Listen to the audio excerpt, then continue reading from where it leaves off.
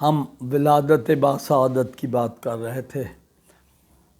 کائنات کے اندر حضور کی آنے سے پہلے جو نشانیاں تھیں میں نے بات کی آگے، وہ توریت اور زبور اور تمام کتب میں اور تمام جو وہ پیغمبروں پہ وہ آئے صحائف اس میں درج تھیں، اور اس کے مطابق یہ جو آپ کی ولادت کا وقت بھی مقرر تھا، باقاعدہ تاریخ کے مطابق ان کا وقت مقرر تھا۔ تو اس پر باقاعدہ جو لوگ تھے، کیونکہ سب سے پرانی قوم اور اس وقت جو علم کے بارے میں تھے وہ یہودی تھے، جن کے پاس کا بہت زیادہ توریت کا علم تھا، تو وہ یہ مدینہ اور مکہ کے گرد آ کر انہوں نے اپنے بنا لیے، فلسطین چھوڑ کر ادھر آ گئے۔ زیادہ تر ان کی آبادیاں فلسطین کے اندر اس کے ارد گرد پرانے شہروں میں تھی، بابل وغیرہ اور دوسرے۔ تو اسی لیے آئے کہ وہ وقت قریب آ رہا تھا، اور ان کا خیال تھا کہ وہ جو آخری نبی جس کے لیے اللہ تعالیٰ نے اتنے پیغمبروں سے ہر سے سوال کیا جاتا تھا، میں آگے کہا کرتا ہوں کہ ہر نبی سے پوچھا جاتا تھا کہ کیا آپ وہ نبی ہیں جس کے بارے میں اللہ تعالیٰ نے بشارت اور وہ دی ہے، جن کے آنے کے بعد اللہ تعالیٰ سارا پورا ایک نظام کامل کر دے گا؟ تو وہ کہتے تھے کہ نہیں، ہم وہ نہیں ہیں، وہ آنے والے ہیں اور ہم ان کی منادی کرنے والے ہیں۔ یہاں کے بعد حضرت عیسیٰ تک بھی یہی سوال ہوا کہ کیا آپ وہ نبی ہیں؟ حالانکہ آپ اللہ کے اذن ہے، روح اللہ کہا گیا ان کو، تو لیکن انہوں نے بھی کہا کہ نہیں، میں نہیں، میرے بعد آنے والا ہے۔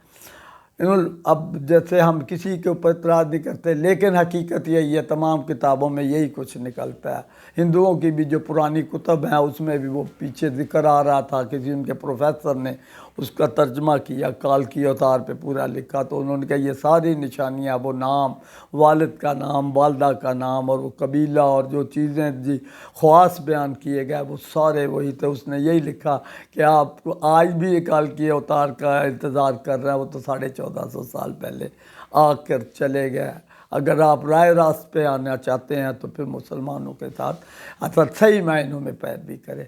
تو اسی طرح بات یہ ہو رہی تھی کہ جب یہ وقت قریب آیا اس بات کا کہ یہ آ رہا ہے، تو حضرت ابو بکر صدیق سے ایک روایت ہے کہ آپ مکہ یعنی خانہ کعبہ کے صحن میں کھڑے ہیں، اور کچھ دوسرے جو وہاں کے لوگ تھے انہوں نے سوال کیا کہ کیونکہ بتاتے ہیں کہ تاریخ کے مطابق ایک ورقہ بن نوفل اور دوسرے حضرت ابو بکر عالم تھے جن کو توریت کا علم تھا، یعنی جو وہ روایات وہ جو تھیں اس کے بارے میں جو ان میں لکھا تھا۔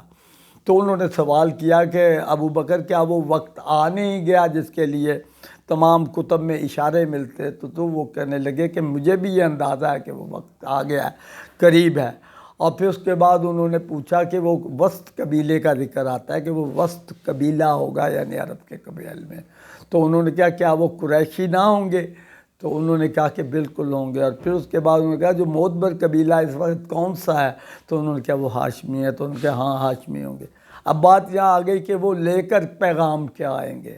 جب انہوں نے یہ سوال حضرت ابو بکر سے کیا تو انہوں نے کہا کہ اس بارے میں ہم پوچھنے کے لیے تفصیل اس کی ہم ورقہ بن نوفل کے پاس چلتے ہیں۔ وہ سارے صحابہ جو تھے 8-10 وہ سارے ورقہ بن نوفل کے پاس چلے گئے، اور وہاں سوال وہی کیا۔ انہوں نے کہا وقت بھی وہی آ گیا ہے، قبیلہ بھی وسط ہوگا، اس میں جو ہو بھی گا بھی بڑا معتبر، جس طرح اس وقت حضرت ہاشمی جو تھے مکے کی ان کا بندوبست، حاجیوں کا بندوبست، جو لوگ آتے تھے ان کا بندوبست یہ کرتے تھے، اپنا ہاشمی کرتے تھے۔ تو اس کے بعد انہوں نے جب ان سے پوچھا کہ وہ لے کر کیا پیغام کیا لے کر آئیں گے، جو 1,24,000 پیغمبر نہیں لے کر، وہ کیا آئیں گے؟ تو اس پر انہوں نے کہا کہ وہ جب آئیں گے تو یہ دنیا پاک ہو جائے گی، یہ زمین پاک ہو جائے گی، یعنی ان کے قدموں کی برکت سے، اللہ تعالیٰ ان کی ولادت کی برکت سے اس دنیا کو جو ہماری ہے